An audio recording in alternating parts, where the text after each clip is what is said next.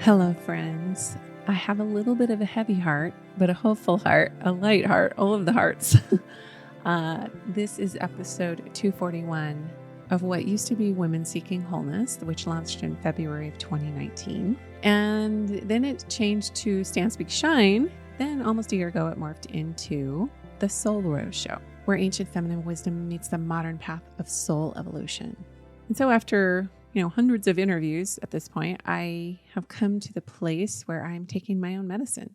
And what that looks like is following my own ancient feminine wisdom as I meet my modern path of soul evolution.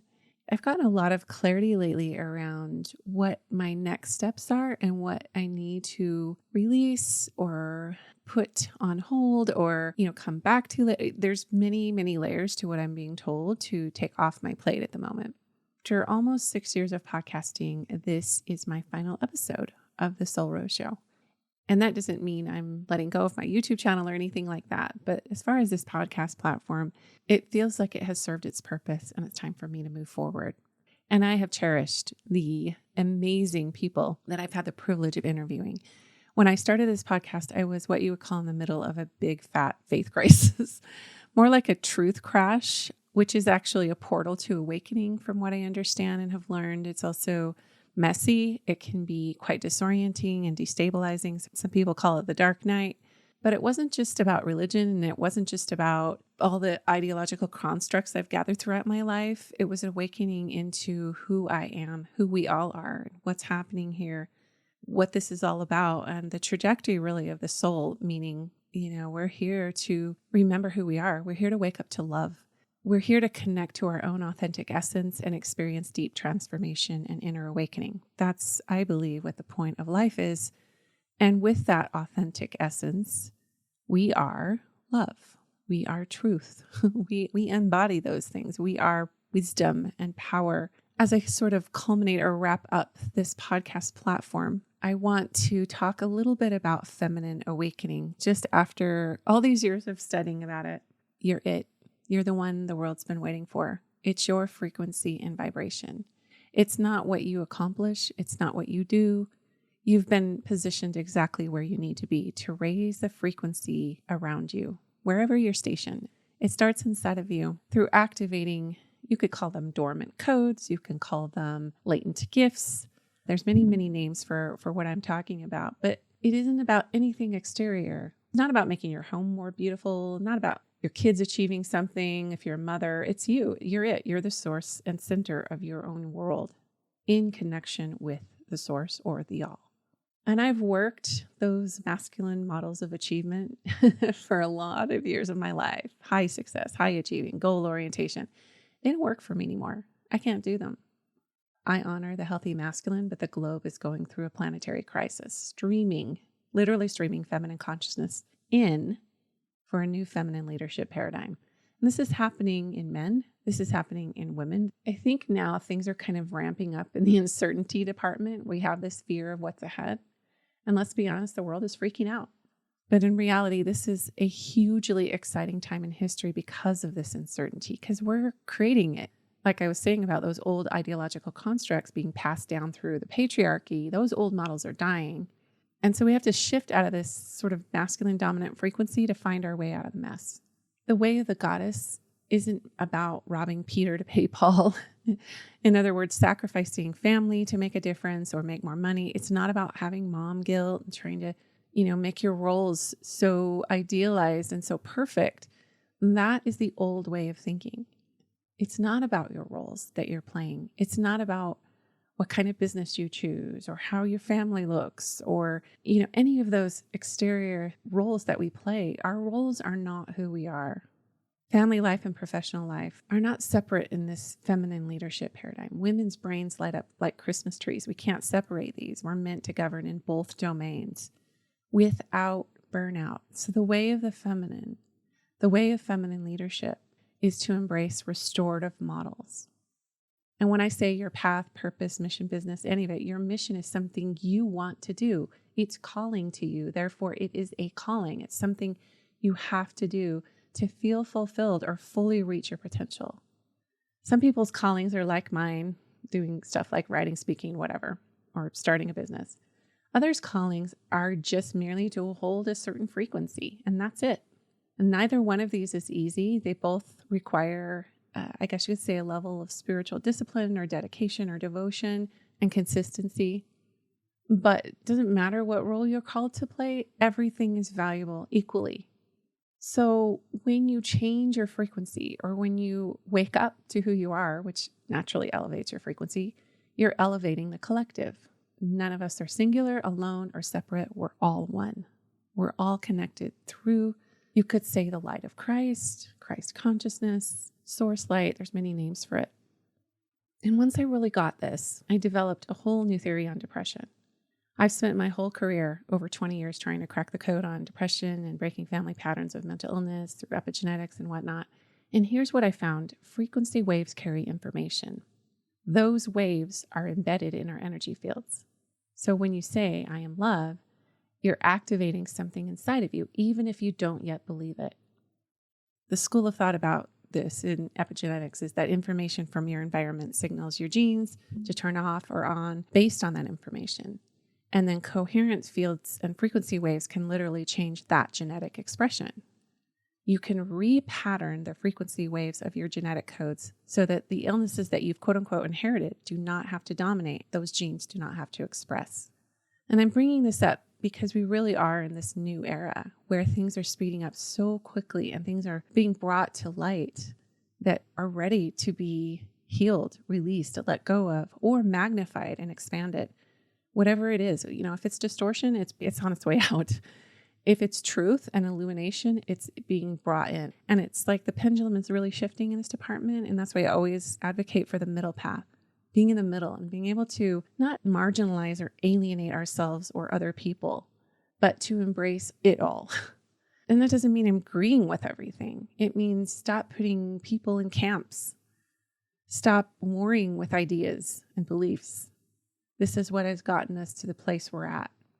What we really need are more people in touch with their creative brilliance to speak up. We need to hear their voices. And the more that we hear these intuitive, grounded voices, especially I would say of the feminine, the more open we tend to become to the changes that need to be happening. The more we're exposed, the more we're being drip-fed truth from someone's authentic center versus regurgitated information that's been passed down historically that really hasn't been serving us. So if anything, we become doubly empowered because we're embracing, I guess, the healthy masculine or the healthy yang force within us, and then the healthy feminine or yin forces.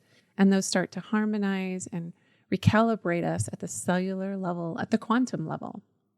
Some of the biggest, I guess you could say, ahas for me is what I call this, well, I'm not the one that coined the term, but the I-thou relationship.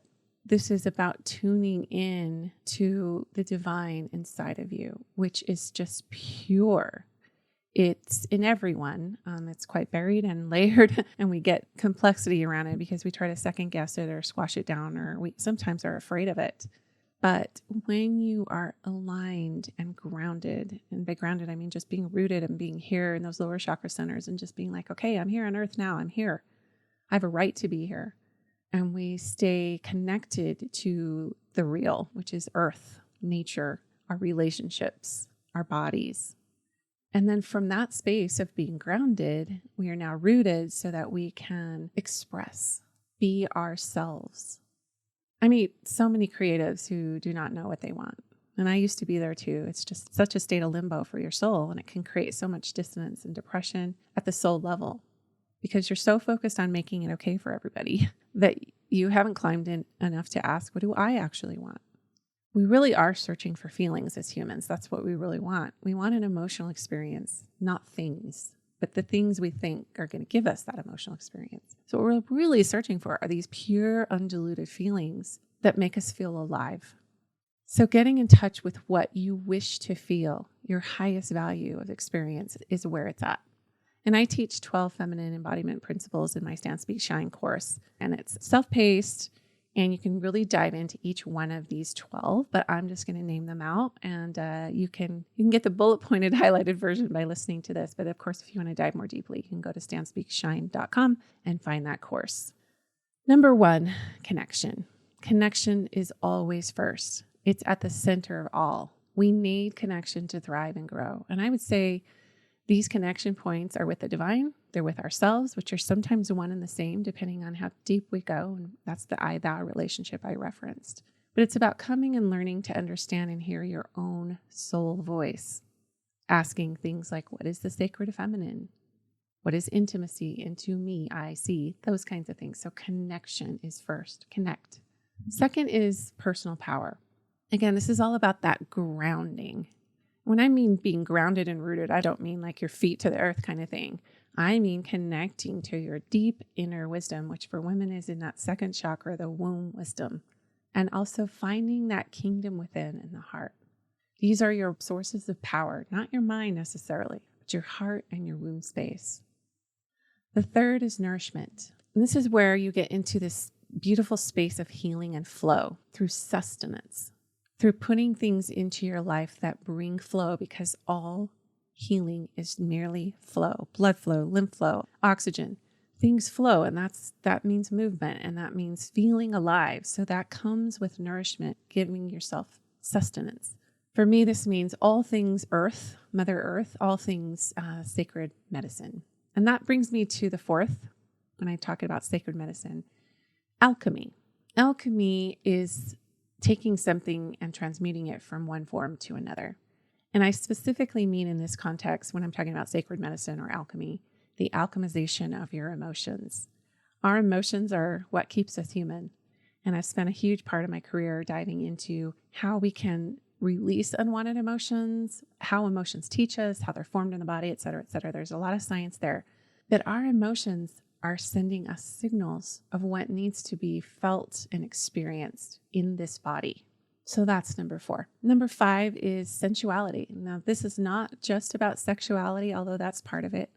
I'm talking more about that sensing of your aliveness through the portals of your senses, your 5 senses. And part of this is about feminine magnetism, the art of drawing to you. This is part of that new feminine leadership paradigm I was talking about. You're in a new frequency, and through that frequency, you're now drawing a similar frequency to you.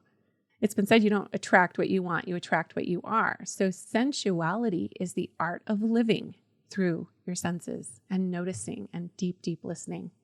Number 6 is about containment, which is all about setting boundaries. Super powerful practice, probably the kindest thing that you can do for yourself and others. When I think about containment, I think about sitting on like an inner throne, like you're this queenly being inside of yourself, sitting on this inner throne in your courtyard, and you decide what comes in and what stays out. Some have referenced this as kind of a state of inner poise. So containment, containing your energy, keeping your reserves, setting boundaries. It's really important. Number 7 is about the descent. It's a necessary part of initiation onto your soul path. And this is really where depth, the meaning of depth, comes in. Some people call this the dark night of the soul. I prefer to think of it as a sacred feminine initiation. The level to which you descend and allow yourself to be held in this frequency of the unknown. And this is part of the awakening, right? The level to which you allow yourself to descend is the level at which you go to the depths of awareness and understanding while being held by the divine, is the level to which you, quote unquote, ascend or transcend the cares of your body in the world. It doesn't mean that you bypass. It means that you allow yourself to descend and not know something for a while, maybe years. I've certainly have different periods in my life where I have gone into the descent. It's not a one-time deal. None of these are linear either, by the way. They come and go based on what's happening in the planets, in the heavens, planetary alignment, cosmic movement, those kind of things.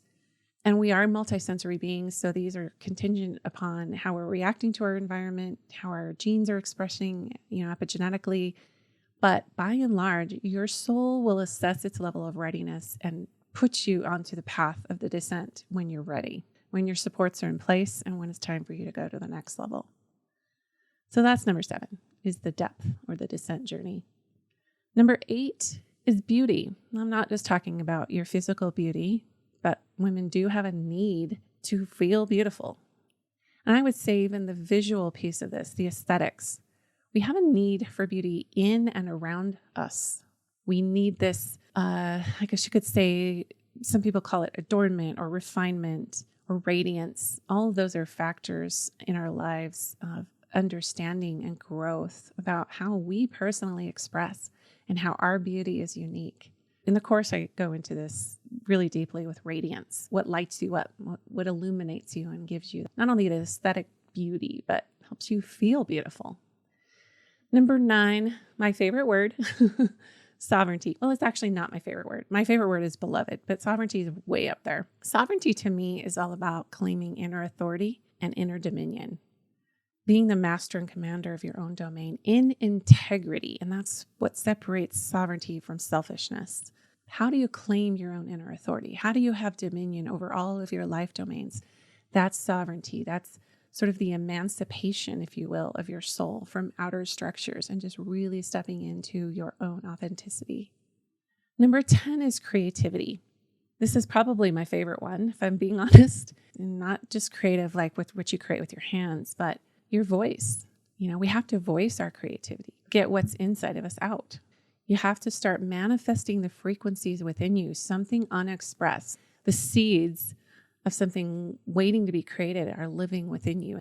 You have to look into your soul through solitude and inner awareness, or even, stillness, and examine your calling to keep getting more and more clarity on that. Number 11, and this goes hand in hand with creativity, and is expression. Inspiration without expression equals depression. 10 and 11 are they're very closely married, but what I mean by expression and how it differentiates from just straight creativity is your authenticity. You have a very specific frequency that wants to express in a very specific way and in very specific forms and places. So expression kind of dies without inspiration. And we need to be inspired. We need to be lit up. We need to be waking up our souls with what we're passionate about. So I'd say that's the kind of where expression lives. It's like, if I don't get what's inside of me, outside of me, I'm not going to be happy. I'm going to self-implode. That's literally, you guys, why I started this podcast in 2019, right after I turned 50, because there were things going on inside of me and things I needed to say. The beginning of my podcast was kind of messy. I said some things that, I was like, oh, should I pull that episode? Or that guest said something I didn't agree with or whatever. And I had to just let myself be messy. Creation's like that. When we're in the middle of something that we're creating, it's paint all over the floor of the Sistine Chapel. If we're using Michelangelo as an example here, the potter's clay, everything's messy. Babies being born and getting created and stuff, it's all messy. So this isn't a clean process, your expression. But when you allow yourself that imperfection or that messiness or those chinks in your works of art, that allows you to breathe on the soul level and expand, so that next time you come back to it, it has more life in it. And you can mold it into your own masterpiece, which is just your way of being. It's not even what you're making on the outside. It's your own way of being. And the final step, number 12, not step, but the final principle of embodiment is wisdom. Here I am, I'm on earth, I've claimed my space, my past has given me all this wisdom, and I'll continue to cultivate it. So this is how you show up, really, is embodied wisdom. And remember, these are embodiment practices and ways of being, not just principles. As you look at yourself, men, women, everyone, there's one deep question you need to ask. How are you experiencing yourself? Are you in love with your own being, your own heart? Are you in love with your own frequency and essence? There's a Hindu Sanskrit term I love, Tat Svam Asi, meaning you are it. Everything that you're seeking is already inside of you. It just needs excavating. You have source. You are divine. You are divine soul. You're it. And the claiming of that can feel messy and painful. It took me wrestling around on the floor in blood, sweat, snot, and tears for years. Imagine a kaleidoscope. Imagine the very center of the kaleidoscope is you claiming the I am. All the frequency patterns that you create from that knowing creates waves upon patterns, energetically moving you into divine order. And then you become the goddess of your own life domain. There's a lot more to all these principles. And like I said, I have a 12-week course, one principle a week. We dive into it. It's called Stand, Speak, Shine. And you can find this self-led 3-month powerful transformation program on my website, either standspeakshine.com or cherieburton.com. And now I will go into a period of my own little soul respite. Well, I will take to task all of these embodiment principles I've been teaching all these years and rest into my manuscript, finishing that up and getting that refined and edited into my publisher.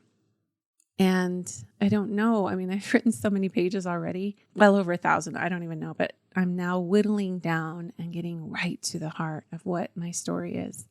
I highly recommend writing a timeline of your life, looking for these patterns, looking for markers and symbols and little divine breadcrumbs along the path of your life between all the losses you've experienced, all the triumphs. It'll probably start to paint a flowing picture for you, a living dynamic illustration, if you will, of how your soul is evolving and what players are coming onto the stage of your life. Kind of like your own little map of consciousness. You can see how you've been guided, how even the most painful lessons have been part of this evolutionary process. This evolutionary impulse is so alive and so strong in each one of us. You know, the caterpillar forming naturally into that butterfly, we're all in this powerful, transformative, and transcendent process. But we're also human beings. And we're here to learn what it means to be fully human and fully divine, which is a principle from Mary Magdalene's gospel that I love so much. So as I go into my own little cocoon and metamorphose and write and wrestle and attune to nature, taking a step back from a lot of my social media, of course, this podcast and other projects that I've been involved in, I look forward to reconnecting when the time is right. I will still, like I said, have things on YouTube here and there. And I'm not playing the social media game anymore. I'm not looking at algorithms and all of that. I'm merely going to just express what wants to be expressed, even if it's only for myself or my family. But when I feel moved or inspired to put it out there, just know that it's because I really, really value it, or I feel called to share it rather than being compelled to share it, if that makes sense. So remember, healing is flow. The highest path is not achievement, it's integration. It's embracing your imperfections. It's not perfection. You are already whole. You just have to remember it and let it stream in. Thank you so much to my listeners. Maybe this is your first exposure to my podcast. You can go back and listen. There's over 240 episodes of beautiful truths and people's stories and new awarenesses that I think will help you along this healing path, this integration path. Thank you so much. Sending love to all of you.